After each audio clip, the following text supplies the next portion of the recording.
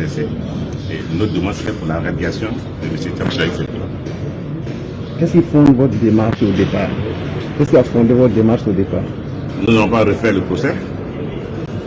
Mais nous estimons que, parce que la loi sur la CEIT, qu'on peut demander la radiation de quelqu'un qui est irrégulièrement sur la liste. Thiam étant sur la liste de façon irrégulière, parce qu'au moins il s'inscrivait, il était français. À partir du moment où lui-même nous a donné les éléments d'appréciation, un élément pour prouver qu'il est français, un deuxième pour prouver qu'il n'est plus français, on se demande, mais quand il s'inscrivait, le jour, la minute, à l'instant T où il s'inscrivait là, quelle était sa nationalité? Donc c'est la raison pour laquelle nous avons saisi la justice. La conséquence d'hier pour moi, c'est que Thiam n'est plus sur la liste électorale, à partir de la décision que j'ai obtenue aujourd'hui. Dans le cas du contentieux sur la liste électorale, il est clair que, au terme de l'article 12, tout électeur a le droit donc de saisir la commission électorale indépendante à l'effet de demander la radiation d'une personne indûment inscrite. Vous le savez sans doute, le dictateur des lagunes a reporté le congrès du RHDP au mois de juin.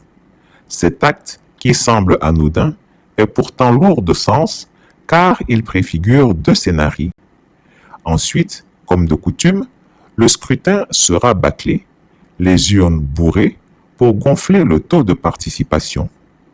Enfin, il se proclamera vainqueur avec un score stalinien, non sans verrouiller chaque centimètre carré de la Côte d'Ivoire. Celui qui osera broncher, dans le meilleur des cas, finira en exil, pendant que cette communauté internationale se félicitera et se réjouira de cette farce. Il en profitera pour écraser l'opposition afin d'imposer son candidat. Coûte que coûte, celui-ci devra être élu. Voici, chers auditeurs, la stratégie qui trotte dans la tête du despote Ouattara au cas où l'opposition se mobilise et prend position dans tous les recoins stratégiques du pays. La nationalité française et quand l'application de l'article 48 de la nationalité, il n'était plus ivoirien au moment où il s'inscrivait sur la liste électorale en 2022.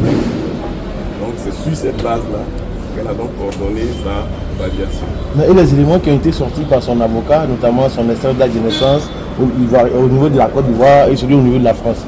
Oui, il y a ces éléments qui ont été présentés et sur les éléments, notamment de l'avocat, pour dire qu'il est né ivoirien, il est né français, il est né de parents français, et donc il est né français.